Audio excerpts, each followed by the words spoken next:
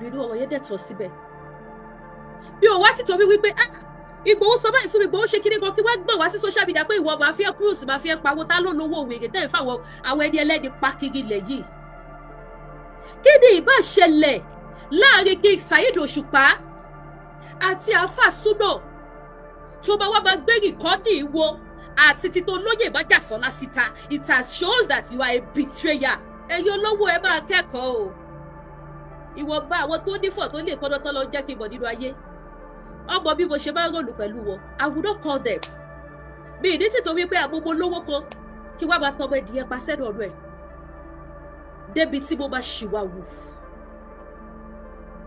àìmọye lómi mo lè má pé wọ ìyí ẹ̀ àwọn ọlọ́mọ tí yíkà fẹ́sẹ̀ yóò ká alẹ́ ní kí ó má dẹ̀ ga o ìwọ tí ẹ pé ẹ má bínú bàbá mi ẹ má bínú ìyá mi torí èdè kan torí ọ̀la mi ò ní fi àyè sílẹ̀ débi tí mo máa ní àṣírí wọn kan lọ́wọ́ tó jẹ́ pé tí irú àṣírí bẹ́ẹ̀ bá wá leak out ẹni àwọn máa wọ pé àbílẹ̀ ní kéè pẹ̀lú àbí kíní kan máa fi gáàpù sílẹ̀ gbọ̀rọ̀gbọ̀rọ̀ ní mi ò pé yọ̀ wọ́n máa pè mí ni ṣùgbọ́n èyí ti yẹ especially èyí ọkùnrin tẹ́lẹ̀ wọ́n bá sọ wípé obìnrin ò ní gbogbogbò ọ̀rọ̀ nísìnyí mo wá rí wípé àwọn young boys tó ẹ̀ṣẹ̀ dì nísìnyí tó ẹ̀ṣẹ̀ jẹ́yọ̀ nínú ayé wọn ò ní làákàyè kankan bó ti wù kó mọ ẹni small ti báyìí wọ́n ti wọ́n pé òkè ìwọ mo máa fẹ́ pawó social media why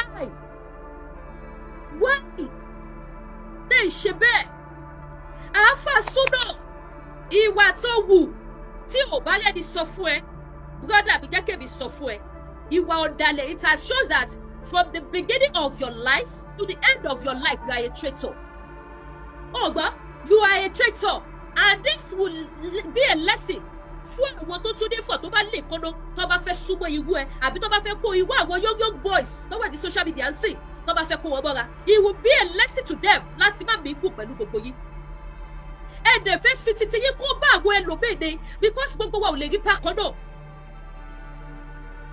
ṣẹ́rí ìjọ tó bá ti lè di wípé ẹni tó nífọ̀ tó lè kọ́nà tó mú ẹ mọ́ra tí ìwà tí ẹ bá ti lè sọ̀rọ̀ tó bá ti ṣàṣírí kan dé ìjọ yẹn ni kò mọ̀ wípé ìwọ fúnra ẹ o ti bà yí ara ẹ jẹ́ because irú àwọn weapons bẹ́ẹ̀ yẹn ni Sátánì máa wá láti lò ọjọ́ tó bá ti lè ṣá ẹni yẹn sí ìkọ́dé ọjọ́ yẹn ni Sátánì gan ti wọnú ayé títí ẹ lè ṣú ti wọnú ayé ẹ láyé ẹ̀ ti ń bàjẹ́ lọ because nǹkan tí ò tó nǹkan Sátánì á padà lò ó láti fi push ẹ nítorí àwọn voice note ẹni tó ti ní lọ́wọ́ láti lè bá ẹni yẹn jà ìwọ tó ti yẹ ẹni yẹn ní ìgéyàn gidi tẹ́lẹ̀ Sátánì á wá dí ẹ lójú wọ́n wá máa wọ ẹni yẹn pé kò jẹ́ kankan nítorí evidence ẹ̀ tó ní lọ́wọ́ ni o ìjọ tó bá wá gbé síta ìjọ ìláyé ẹ bàjẹ́ ní onítùmọ̀ mọ́ irú ẹ̀ ni Alfa Suna ṣe yìí.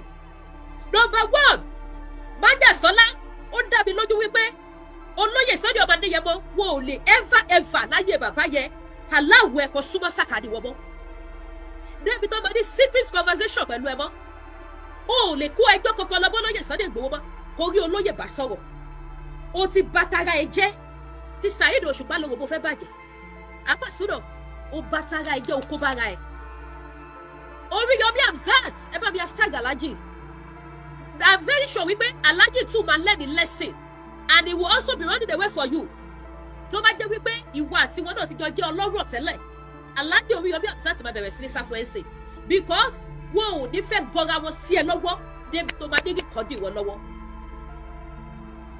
King Saheed Osupa tó wá ṣẹ́ fún ọlọ́gbẹ́ni ó tó máa bàjẹ́ nínú ayé ó máa pọ̀ gan ṣá yes gbogbo èyí tẹ bá ti rò pé àwọn tó ti nífọ̀ tó ti lè kọ́dọ̀ nínú ayé tí wọ́n wá ti mú yín mọ́ra bí ọmọ kẹ wá máa rò pé ọjọ́ kan máa jẹ́ ìjókòó ìjà máa ṣẹlẹ̀ láàrin ẹ̀yin àti wọn ẹ máa rí weapons kan lu against wọn ọjọ́ yẹn ni kò ti máa mọ̀ wípé o ti gbé pètèpèrò àti bà ọjọ́ iwájú ara ẹ jẹ́. According to the story, I don't really know what happened between this man so-called Alfa Suna with King Saheed Shitu. Yes, Saheed Osupa, sorry, not Shitu. But according to the rumors and to my findings, the wípé King Saheed Osupa mú Alfa Suna bí àbúrò bí ẹ̀jẹ̀ bí ọmọ bí àbúrò tó jẹ́ wípé kò sí nǹkan tí Saheed Osupa ò kí ń sọ fún Alfa Suna. Láì mọ̀ wípé gbogbo bó ṣe máa jọ ń sọ̀rọ̀ àṣírí Alfa Suna máa ń ṣá King Saheed Osupa ó máa ń ṣá báyẹn sí nìkan dé èṣù ni ẹ o ìwọ tó bá ti ń ṣàyàn sí nìkan dé èṣù ni ẹ láì ṣe blogger bí mo ṣe jẹ́ speaker tó yìí kí n tó lè ṣa ìsinmi kan dé ó máa nídìí ṣá máa dé jẹ́ kó mọ̀ pé gbogbo conversation wa yẹn ló wà rìkọ́dù gẹ́gẹ́ bí iṣẹ́ mi. Irú ìgbà tí mo fẹ́ pe DPO kan nìbàdàn tó ní kéèsì ṣe pẹ̀lú ọ̀rọ̀ kílólòwò jẹ́ olórí burúkú Ìbàdàn yìí Àgbàlá Gabriel ó jẹ́ kó yé DPO yẹn pé ẹ̀sà mo rí rìkọ́dù conversation wa o mi ò sọ fún wọn láti lẹ̀ o because mo rò pé tí bá sọ fún wọn láti lẹ̀ wọ́n lè change ọ̀rọ̀ mọ́ mi lọ́wọ́ kọ́ máa fẹ́ go deeper débi tí mo fẹ́ kọ́ go deeper dé so mo keep it pé towards the end of our conversation tí bá ti get àwọn points tí mo fẹ́ get màá sọ fún wọn pé ẹ̀sà gbogbo nǹkan tá a jọ sọ wà recording ẹ máa sọ̀rọ̀ yín níṣò máa fi wo reaction wọn maybe wọ́n ṣe olóòótọ́ àbí wọ́n ṣe olóòótọ́. ìgbà tá a dẹ̀ ń sọ̀rọ̀ lọ tó dé àrí méjì mo ní dáadé ẹ má bínú sá o gẹ́gẹ́ bí iṣẹ́ mi mo ń record yìí o wọ́n ní no problem lady k go ahead mo dẹ̀ continue àdẹ̀sọ̀ wà lọ́gbọ́n lókè sáwọ́ yẹn máa sọ̀rọ̀ yín lọ sá. kálẹ́sẹ̀ kẹsàn sọ fún pé lady k ìjọ torí Ọlọ́run this is a secret issue má jẹ́ kó dórí social media màá lókè ẹ má worry gbogbo nǹkan tí mo record yìí I will not bring it outside. Mi ìdẹ́ni gbé wá síta nìyẹn torí ẹnìkan torí ọ̀la torí mi ò mọ̀ kan tó tún lè pa èmi àti wọn pọ̀ lọ́jọ́ ọ̀la bí mo ṣe máa ń ṣiṣẹ́ tèmi nìyẹn.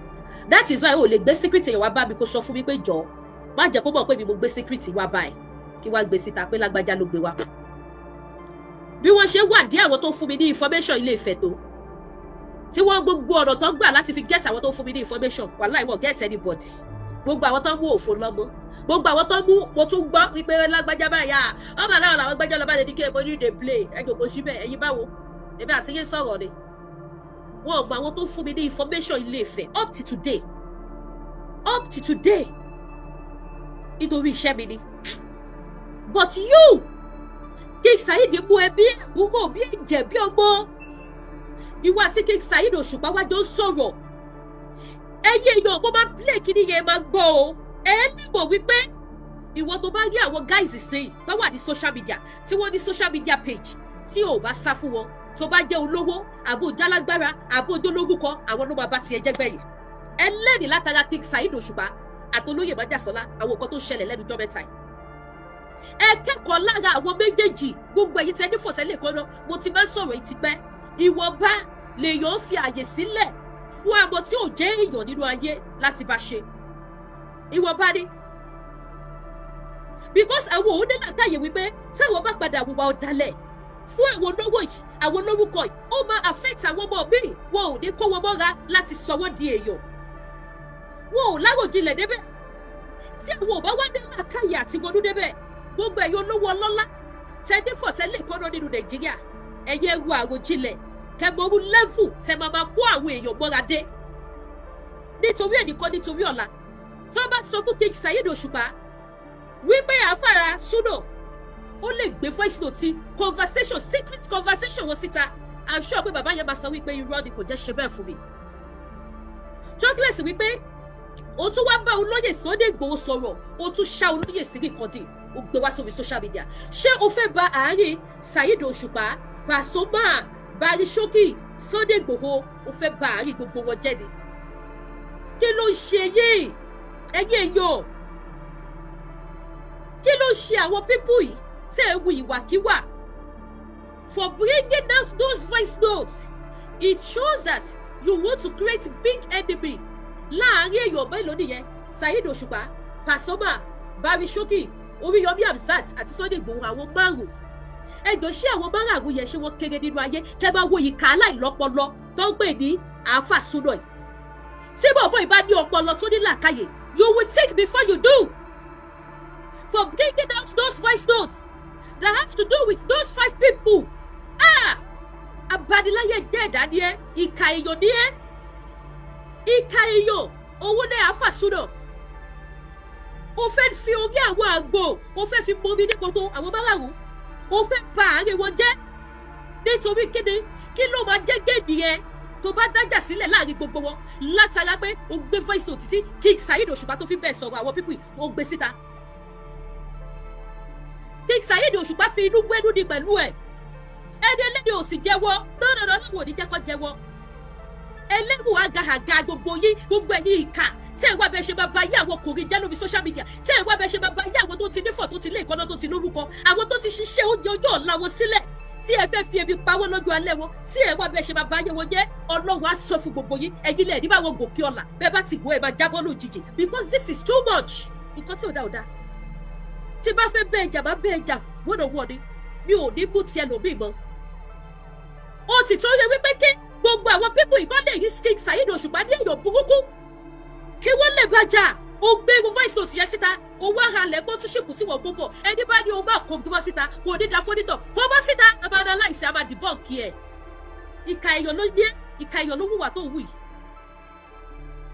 ààrẹ wọn ò lè bàjẹ́ ààrẹ àwọn márààrún yẹn kò lè bàjẹ́ kí ni gẹ́ẹ̀dì ẹ ìjà orí burúkú wọn ló bá wọn jà ẹ jẹ́ àjọgbọ́n ohun tó ṣẹlẹ̀ o tó bá jẹ́ pé ó dáa láti play irú voice note yìí síta ìjà ṣẹlẹ̀ láàrin ìwọ àti King Saheed Osupa according to my findings ẹyẹ yóò King Saheed Osupa máa ń fún guy lówó tó ń pè ní Alfa Suna wọ́n máa ń bá sọ̀rọ̀ gan irú bí mo ṣe ń polóyè ní bàbá mi bẹ́ẹ̀ náà ni King Saheed ṣe mú òun náà bí ọmọ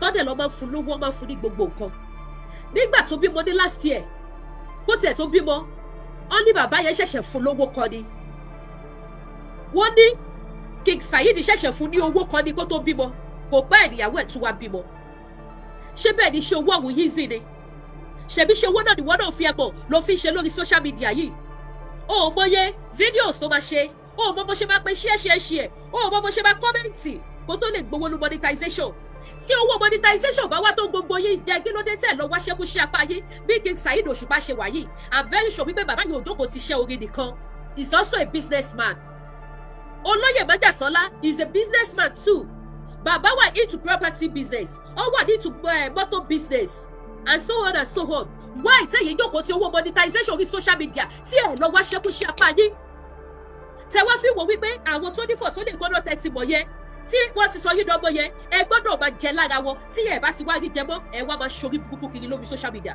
ẹ wá máa tútùkùtù tó máa bá yẹ gbogbo yín jẹ́ tí ayé àwọn ẹni ẹlẹ́ni ò ní bàjẹ́ tiwọn. why ó bẹ́ẹ̀ owó lọ́wọ́ èèyàn according to you I was not there ẹ mọ̀ pé tó bá ṣojú mi ni bá sọ wípé yes ó ṣojú mi àrálà sọ́pá àwọn tó kọ́mẹ̀ntì ẹ bẹ́ẹ̀ ìyá ẹ ló bá wí bí ní dárúkọ ẹ ó bẹ́ẹ̀ owó lọ́wọ́ ẹni yẹn lówó lówó tó fẹ́ fún ẹ sí àwọn ṣẹ̀ṣẹ̀ fún ẹ lówó kan ni ó bọ́ síta ó ṣe fídíò ó bú wọn ó tú ó ṣe gbogbo ẹ̀ ó dẹ̀ wò pé òkè ṣé torí nǹkan tó ṣẹlẹ̀ ló ṣe ń bú mi báyìí wọ́n dẹ̀ ṣe àìsí blocking ó rí wọn pè mọ́ ó gbéra ó gbọ́dọ̀ Olóyè Májàsọ́lá lọ ó lọ ṣàlàyé ara ẹ̀ bẹ́ẹ̀ pé kọ́ bẹ́ẹ̀ bẹ́ẹ̀ King Saheed Osupa bàbá dẹ̀ sọ fún ẹ pé òkè má wọrí má bẹ́ẹ̀ ó lọ sọ́dọ̀ Alhaji Oríyọmí Hamzat àwọn náà láwọn ti gbọ́ ó bẹ̀rẹ̀ sí ní pé Alhaji Oríyọmí Hamzat kẹ́ bá wáyé lóde ẹ̀yẹ èèyàn ẹgbẹ́ kẹ́kọ̀ọ́ ẹ̀yẹ olówó yìí because this is getting too much tí ò bá wọ̀ ẹ stay away pẹ̀lú àwọn tó wà lórí social media ẹ má bá anybody wọn ṣe mọ́ because this is getting too much àwọn tó bá tilẹ̀ ń súnmọ́ yé báyìí tó ń dẹ́jẹ́ tó lọ ń bless báyìí àwọn ilé máa padà máa bẹ ṣe máa bring wọn down lórí social media àwọn ilé ẹ̀ṣẹ̀ máa subject sínú bully lórí social media ẹ máa subject wọn sí bully lórí social media. Ó wá bẹ̀rẹ̀ sí ní pé Alhaji Oríyọmí Hamzat àwọn kan wọ̀ gbé kọ́ ẹ mọ́ ó dẹ̀ pé olóyè Sunday Igboho olóyè dẹ̀ gbé kọ́ ẹ ó dẹ̀ ṣá olóyè sí ní kọ́ndé lọ àpilẹ̀ gbogbo ẹ̀ bíbá ó dẹ̀ tún ní guts secret conversation between you and Sunday Igboho ó dẹ̀ gbé wá sórí social media ó dẹ̀ wá play ẹ̀ tí ó dẹ̀ sọ fún Sunday Igboho pé bàbá mo record yìí ó máa play ẹ̀ níta secret conversation between you and Osupa ó gbé wá sórí social media all in the name of pé ó fẹ́ bá Saheed Osupa jà orí kò náà gbogbo kò ṣiṣẹ́ dáadáa ó dẹ̀ pọ́ lóye nìyẹn olóyè dẹ̀ explain fún ẹ pé mo ti bẹ́ẹ̀ pé Saheed Osupa o but Saheed ń bínú bó ṣe sọ̀rọ̀ yẹn mi ò like ẹ̀ inú mi ò dùn sí ó dẹ̀ rí kọ́ọ̀dù Sunday Igboho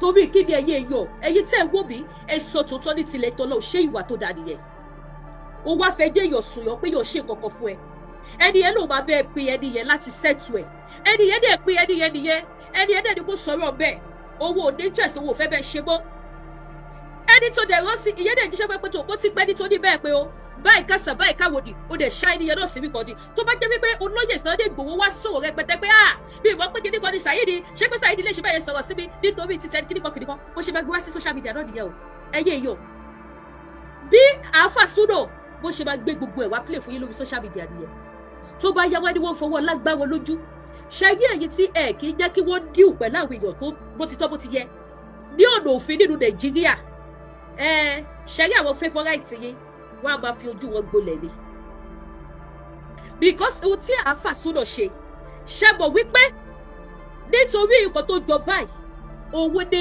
Ààrẹ Ọ̀nà Kakanfò ló ṣe sùn olóyè Májàsọ́lá ní $1 billion. ẹ gbọ́ nítorí irú nǹkan tí Alfa Suna ṣe yìí ní Ààrẹ Ọ̀nà Kakanfò gbogbo ilẹ̀ Yorùbá pátápátá ni wọ́n ṣe sùn olóyè $1 billion kó lóyè tó wí ní kéèsì yẹn pé ṣé òun lòún gbé síta ni.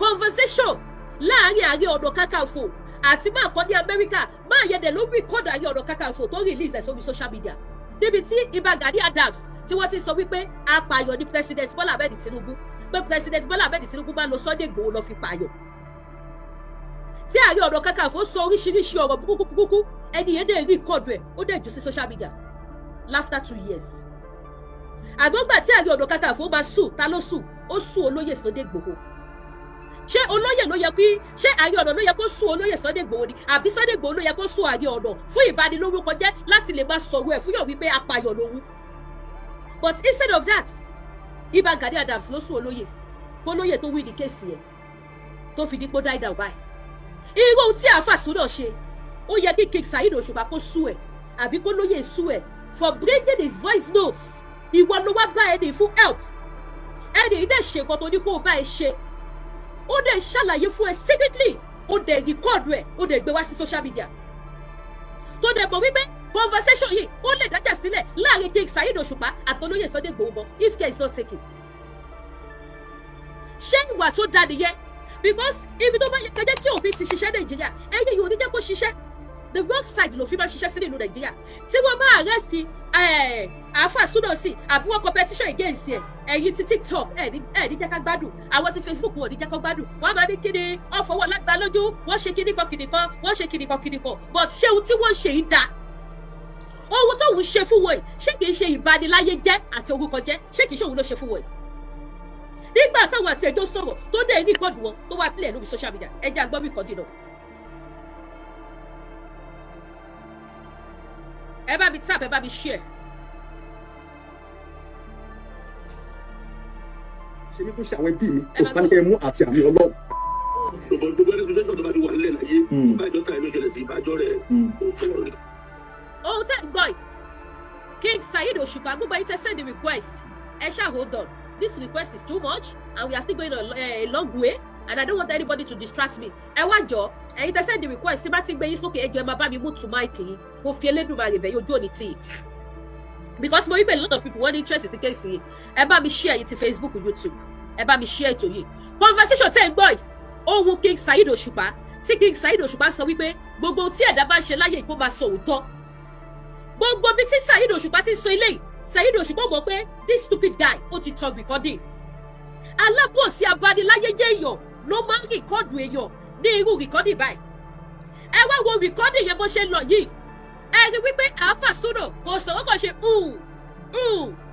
látara wípé ó ti mọ irú iṣẹ́ ibi tóun fẹ́ ṣe Saheed Osupa ẹ̀ ní wálẹ̀ bàbá ẹlẹ́rù àgàgà máa wá bí lọ́ fi tiẹ̀ kọ́ sí Májàsọ́lá Ìgbòho ṣàbí mi ò ní wáyé tì ẹni bí ní gbogbo àwọn gáìsì yìí ẹ tilẹ̀kùn lé yẹ má jọ délé yín mọ́ yàtọ̀ sí àwọn méjèèjì yìí àwọn tó bá tún kù náà ẹ tilẹ̀kùn lé yín gbogbo yín ẹ má jẹ́ kọ́ ọmọ lé yín ẹ má jẹ́ kọ́ ní access àti báyìí sọ̀rọ̀ mọ́ ọ̀dàlẹ̀ làwọn bíbù yìí ọ̀dàlẹ̀ lọ̀dàlẹ̀ bàbá jẹ́ owó àti King Saheed lọ́jọ́ sọ̀rọ̀ ọbẹ̀ yẹn o kẹ́ lè mọ̀ wípé àwọn méjèèjì close gan lọ́jọ́ bá sọ̀rọ̀ ha I'm good ẹ jẹ́ bá bẹ̀rẹ̀ owó customer.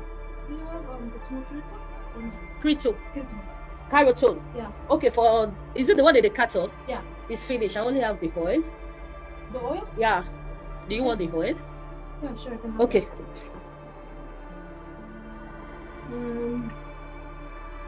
You don't have baby cream, right? Baby cream. Here. Here. Mm. No, don't have baby cream. It's finished too. By next week, by God's grace, everything will arrive. Okay. So these are the ones that I have available for now. What is that chemical on the one on top? Is it also oil? This? Yeah. Yes, this one is oil. What's the difference? The difference, I think this one is for spots. Mm-hmm. Because if you have spots in your face, black spots. Yeah. Yes, this is for it. Okay. But for lighting skin, Mm. is this one you will use. How much is the one? One is $10. I can have both. Okay. What about the cream? I'm gonna come. You said next week? Yes, my God, great. I'll have it. You know what? I'll give you my phone number before you Sure. go. So Yeah. you can call me. Do you need the soap too? I have the soap. Yeah, sure. Okay. I didn't know you wanted to. I have the soap. Okay. Is that all? Yes. Okay. And I'll come again next week. Do you know by what day? I don't know because I'll come meet you. okay. You know what? Before you come, you can call me on phone. Okay, sure. So What's I'll your phone tell number? you. This is my phone number here. Emma Bino your number. This is my phone number here. Okay, I'll keep it. Okay, I'll give you a call before I come. That's it. Oh, you have to do the soap. How much is the soap? Which one? The soap is $10 too. Okay. I'll pay that with them. Debit, okay. Yeah. Let's see if I can. You can still go in and see what I have in the store. Oh, everything. Yeah. Yes, I have a lot of things in the store. Yeah, you can. Emma Bino. No, you can go by the right. There is another store in there. Yeah. Hello. Yes, sir. I can sir. Oh my lord, mi ìdè. Wọ́n ní pé ìdè o.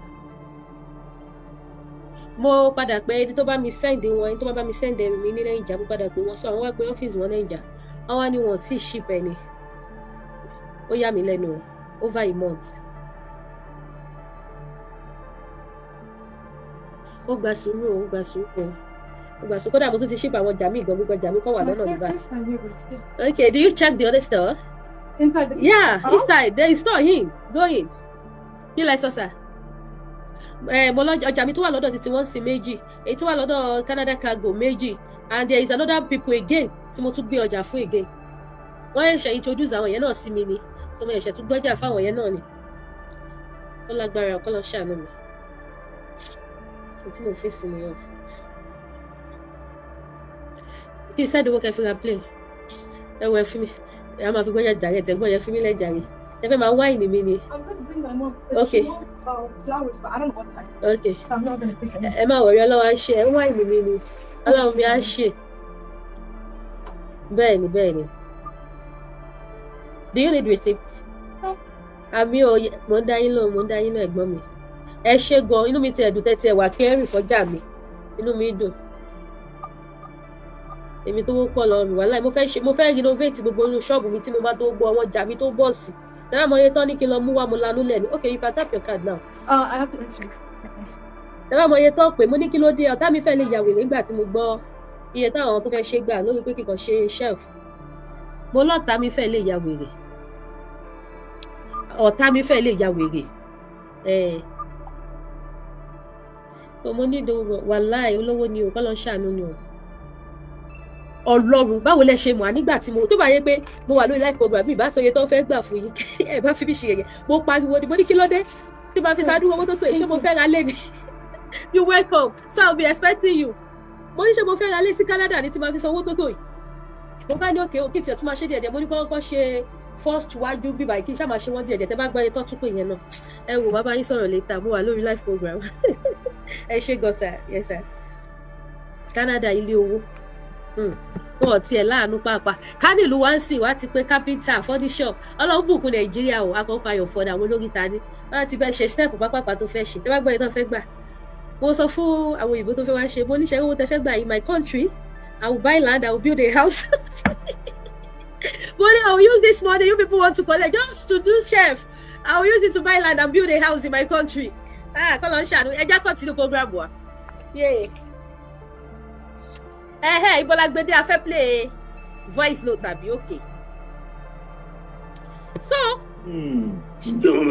So ṣé ti gbọ́ àárín yẹn gbé bá mi tap ẹ̀yin tí TikTok ẹ bá mi tap. Ọlọ́run ló mọ ọ̀rọ̀ tóun àti King Saheed Osupa jọ sọ níbẹ̀ yẹn. Ṣùgbọ́n nítorí wípé this guy ó jẹ́ ẹni bí èèyàn ó wá cut ó cut àwọn ibi tó mọ̀ pé yes òun fẹ́ lò ó wá ń cut tiẹ̀ ó wá ń join ẹ̀. ẹ wo beginning of that conversation tó play síta King Saheed sọ wípé gbogbo tí ẹ̀dá bá fẹ́ ṣe ní ayé yìí. Hello, I'm good. Okay, yes, it will work. Okay, I'll be expecting you. Thank you. So, ó wá wọn kọ́ síbi tó fẹ́ lò. Níbi tí King Saheed Osupa ti sọ wípé. Tó Osupa sọ pé kéèyàn sọ. Níbi tí King Saheed Osupa ti sọ wípé gbogbo ohun tí ẹ̀dá bá fẹ́ ṣe láyé yìí. Ibi tẹ́ bá ti mọ̀ pé King Saheed ò ṣe níbi nìyẹn o. Má yẹ ò ṣe nǹkan tí ò dá o. But nítorí òun jẹ́ eléṣú èèyàn. Ọlọ́run ò ní jẹ́ kí gbogbo ojú tó wọ̀ mí kó mú létí eléṣú èèyàn. Ní bá olórí gbogbo ayé àti ọ̀run tó máa tako sáàláyé ẹ̀ ní bá dòwò pọ̀ nínú ayé. Ṣẹ́yẹ́ mi bí mo ṣe wà. Mo ní YouTube channel kan. Àwọn tó bá wò mí láti bẹ̀. Wọ́n mọ nǹkan tí mo sọ yìí wípé yes confirm bí Lady K máa sọ nìyẹn. Ṣẹ́yẹ́ that's my YouTube channel Lady K Ìfẹ́olúwa show. Ó láwọn program kan mo máa ń gbé síbẹ̀. Mo máa ń sọ wípé ẹ fi kọ́ ẹ̀kọ́ ẹ fi kọ́gbọ́n. Ìwọ tó bá wà lórí social media tí o ò bá gbọ́ o ò lè gbọ́gbọ́n tó máa fi kú. Ìwọ tó bá fẹ́ kẹ́kọ̀ọ́ bá yẹ ẹ ṣe máa dá go to social media. O fẹ́ kó bá yẹ ẹ ṣe máa bàjẹ́ go to social media. You don't have sense, you don't have nothing in your brain and you want to have wisdom go to social media. You will learn from there. Mo kẹ́kọ̀ọ́ lórí social media. That is why I don't mingle with people. Olówó kò lè ní Lady K pé òun ṣẹ̀ṣẹ̀ṣẹ̀. I don't mingle with people nítorí pé kí ni àwọn èèyàn burúkú ti ba èèyàn rere jẹ́. Ẹlòmíì kò wá fẹ́ bá sọ̀rọ̀ gan, a máa suspect yẹ pé ṣé kò ní ṣàmì sí kíkọ́ dé. There was a day a customer ní obìnrin ni o, she just called me from America. She want to patronize me and she's telling me say Lady K please don't record me. I felt so bad that day. Mo ní mọ́mì kí lẹ sọ. Wọ́n ní Lady K ẹ̀rọ ẹ̀yin blogger máa ń bà mí. Mo ti fẹ́ patronize yín ti pẹ́ ṣùgbọ́n ẹ̀rù ń bà mí nítorí ẹ̀yin blogger máa ń record èèyàn ni. Inú ọ̀tá mi bàjẹ́ níjọ́ yẹn. Tí mọ́mì yẹn bá wo program wọ́n mọ̀ pé àwọn ni mo sọ. Mo ní sọ lórí pé fẹ́ bá mi rajà. Màá wá máa rìkọ́dù yín. Wọ́n lè lọ́ máa rìkọ́dù bí o. Èdè láàrin kò sẹ́ni tó lè bọ̀ láò. Ó lè dọ̀lá sí kí kankan tún ṣẹlẹ̀ báyìí sí. Mo ní mọ́mì ẹ ti wo fákà gan lórí social media. Wọ́n ní bẹ́ẹ̀ ni mo ní sọ èyí náà ti kẹ́kọ̀ọ́ lórí social media. Mo ní ṣẹ́yìn bẹ́ẹ̀ ṣe kẹ́kọ̀ọ́ bẹ́ẹ̀ lèmi náà kẹ́kọ̀ọ́ bẹ́ẹ̀ mi ò kí ń rìkọ́dù lọ. Ẹni tí bá máa rìkọ́dù ó gbọ́dọ̀ ní rízì gidi. Màá dẹ̀ jẹ́ kó mọ̀ pé mo rìkọ́dù ẹ̀. Màá jẹ́ kó mọ̀. Láti ọdún tí mo ti ṣiṣẹ́ blogger mi tí bá rìkọ́dù ẹ̀ máa jẹ́ kó mọ̀ pé mo rìkọ́dù ẹ̀. Kò sí bó ṣe lè pè mí kò ẹ́rì tó bá mi sọ tí bá ti lè rìkọ́dù ẹ̀ máa sọ fún ẹ máa ní mo rìkọ́dù yìí o. Wọ́n tó bá dẹ̀ ti ní Lady K jọ rìkọ́dù yẹn you don't want it outside. Máa delete it not because of today mi ò ní títorí nǹkan tó ń ṣẹlẹ̀ lẹ́sẹ̀kẹsẹ̀ yẹn kí n wá fẹ́ fìyẹn ṣe máa sáré wo ọ̀la nobody knows tomorrow. Mo wà nínú store mi bíbá ní àná láìwá àná bí mo ṣe dé mo kàn ká kọ́tìnì sókè.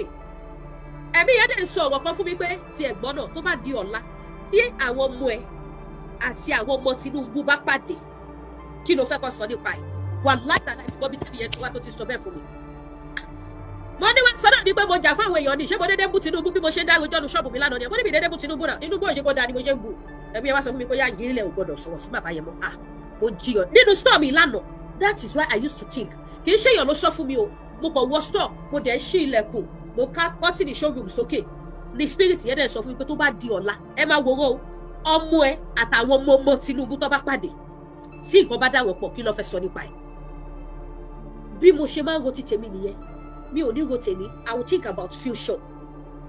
Ẹ wá jọ sọ̀rọ̀ nìyẹn bàbá yẹn wá sọ fún ẹ wípé gbogbo ohun tí ẹ̀dá bá fẹ́ ṣe láyé yìí kó máa sọ tòótọ́ ó rìkọ́dù bẹ̀yẹ wá ṣe ẹ̀yin tẹ́ bá rà Alfa Suna pẹ̀lú gbogbo àwọn gáìsì tó wà lórí TikTok YouTube Facebook tẹ́ ẹ̀ bá sá sobi á ti dá yín ẹ sá fún Lady K náà o Ọlọ́run nìkan ló mọ̀ òun ló mẹ́ni tó mọ̀ èmi mọ̀ pé mo mọ̀ ṣùgbọ́n mi ò ní sọ fáyé pé mo mọ̀ mi ò ní sọ ẹ jẹ́ a máa gbádùn Alfa Suna lọ. Tí kò bá ti ṣe mí tó ṣe àwọn ẹbí mi Òṣùpá ní kẹ́ ẹ mú àti àmì Ọlọ́run.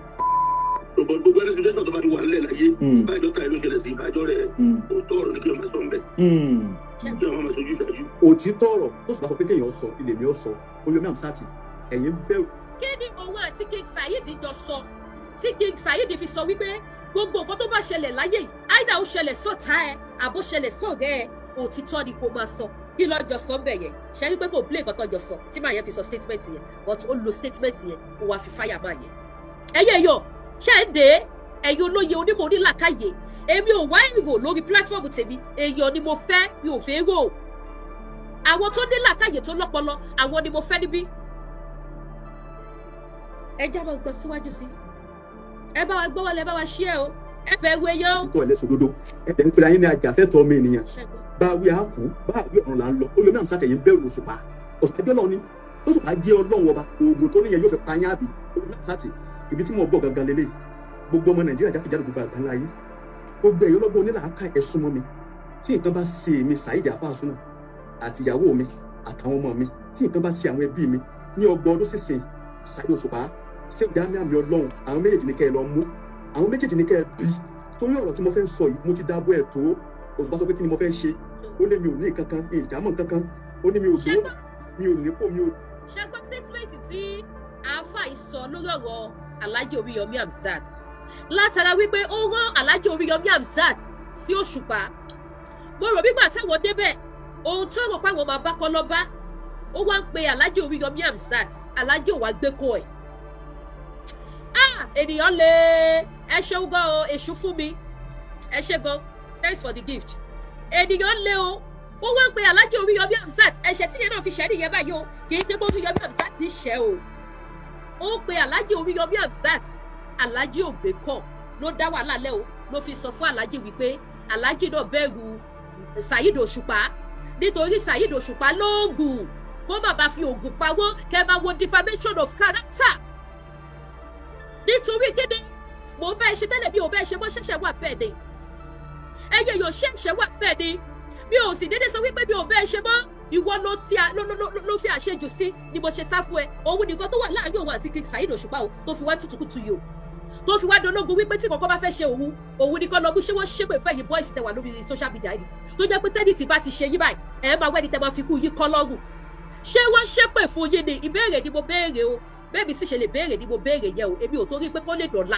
kébi àti ẹ lè ṣe àbí kébi àti ẹ lè máa sọ̀rọ̀ kí wá máa pẹ́gbẹ́ kí má lè sòótọ́ rẹ̀ bí máa sọ bó bá ṣe rí ṣé wọ́n ṣépè fún yín ni ṣé dandan ni kẹ́ fi ẹrù àgàràgà yé yín kẹ́ fi kó àwọn ẹni ẹlẹ́ni lọ́rùn ni tó wá fi wá dológun pé tí kankan bá ṣe òun lọ́la kí Saheed Osupa ní kó lọ mú kí ni Saheed Osupa fẹ́ fi ẹ ṣe ṣó fẹ́ sọ ẹ́ di mọ́tò tó fẹ́ gùn ni ṣó fẹ́ fi ẹ́ kọ́lé ni kí ló fẹ́ fi ẹ́ ṣe ẹ̀yin gáìsì yìí ẹ má fi titi yín bàtà àwọn tó kù jẹ́ ẹ má wà tó ní jẹ́ kí àwọn gáìsì tó yẹ kí wọ́n tún rójú rere àti àrúgbà láti ọ̀dọ̀ àwọn èèyàn ẹ má fi titi yín bà titi wọn jẹ́ tí wọn ò fi ní gbà statement burúkú ni pé tí ikú bá pa kí ni wà tí Saheed Osupa jọ ń fà tí Saheed ṣe fẹ́ pa ẹ́ tó wá fi wá sọ wípé ṣé torí oògùn tó ní lórí Oríyọmí Hamzat ṣe bẹ̀rù ẹ máa wòrán lọ ẹ máa gbọ́ tùkùtù tó tún lọ o ẹ máa wo ọ̀bà yẹn jẹ́ ọkùnrin kòrè ọkùnrin onítùkùtù ẹlẹ́nu gbogbogbò ọkùnrin for that matter hey ó ga o ó yá à ń gbọ́. èèyàn mi ò lóògùn mi ò lágbára mo sì gbà bẹ́ẹ̀ lóòótọ́ ṣùgbọ́n mo ní ọlọ́wọ́ bá tó mi ò jẹ́ nǹkan kan ẹ wò ó nígbà mo dábọ̀ rẹ̀ tó ọ̀rọ̀ tí mo wá àtàkùn mo fẹ́ sọ yìí nígbà tí mo dábọ̀ ẹ̀ tó ẹ gbogbo àwọn tó súnmọ́ Òṣùpá tí mo fọ̀rọ̀ yìí lọ wípé kí wọ́n bá mi bẹ̀ àbí kí wọ́n mú mi lọ bá kí n bẹ̀ ní kọ̀kọ̀ Òṣùpá yìí máa sọ náà sọ náà káwọn fídíò yìí náà ti wá tó sọ̀rọ̀ tó fẹ́ sọ. Òṣùpá wá ẹ̀ Òṣùpá wá ẹ̀ Òṣùpá tó bá dráàgì kan bàjẹ́. ṣé ẹ gbọ́.